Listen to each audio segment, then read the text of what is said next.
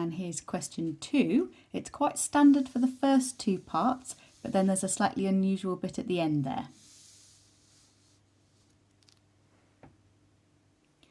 So here is the weight, and then the force diagram for the rocket is the weight downwards and then the vertical force from, so I'm going to call this one thrust.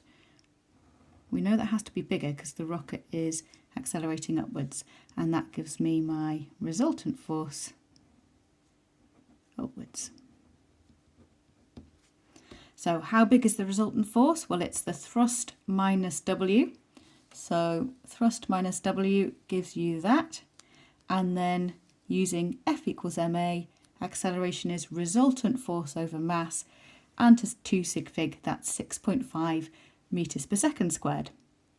Okay, and then the last bit.